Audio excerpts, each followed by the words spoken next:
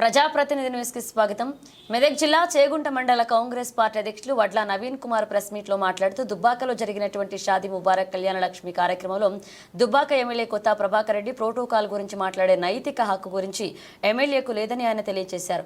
ఈ కార్యక్రమంలో కాంగ్రెస్ పార్టీ ఉపాధ్యక్షులు Masaipet Srinivas, general secretary Muzammil, OBC అధ్యక్షులు అన్నం ఆంజనేయులు, ఎస్సీసీఎల్ అధ్యక్షులు స్టాలిన్, నరసింహులు, సీనియర్ నాయకులు బాలరెడ్డి తదితరులు పాల్గొన్నారు.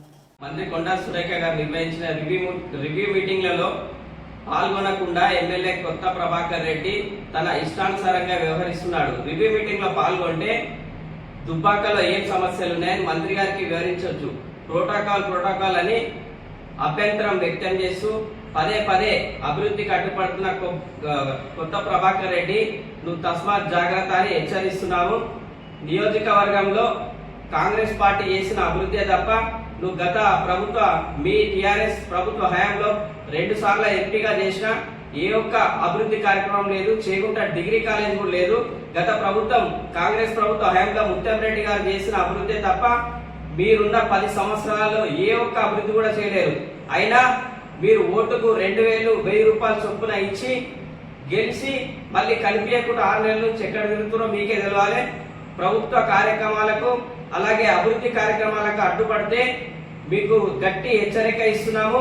శ్రీనివాస్ రెడ్డి గారు ఓడిపోయినా గానీ నియోజకవర్గంలోనే తిరుగుతూ పబ్లిక్ కు అందుబాటులో ఉంటూ వారి సమస్యలను తెలుసుకొని ప్రతి సమస్యకు స్పందిస్తూ అలాగే 25 కోట్ల నిధులు మంత్రి గారి దగ్గరికి వెళ్లి సెక్రటరీ తిరిగి నిధులన్నీ తీసుకొచ్చి డెవలప్మెంట్ విషయంలో ముందుండి పాల్గొంటున్న వ్యక్తి శ్రీనివాస్ రెడ్డి గారు. శ్రీనివాస్ రెడ్డి గారి గురించి కానీ ఇంకేమైనా మాట్లాడితే టిఆర్ఎస్ నాయకులందరికీ హెచ్చరిస్తున్నాము. అభివృద్ధికి మీరు అడ్డుపడితే కంపల్సరీ మిమ్మల్ని కొత్త ప్రభాకర్ రెడ్డిని టిఆర్ఎస్ నాయకులను ఏ ఊర్లో తిరగనీయమని ఖబర్దార్ అని హెచ్చరిస్తున్నాము. ఎంతో మంది ఉంటే వచ్చిన స్టేడియం కూడా దుబ్బాకకు తీసుకెళ్లినాం, సిద్దిపేటకు తీసుకెళ్లిన హరీష్ రావు గారు. స్టేడియం గురించి కూడా శ్రీనివాస్ రెడ్డి గారు కొట్లాడి నిధులు మంజూరు చేయించి బరుపు చేయిస్తున్నాడు.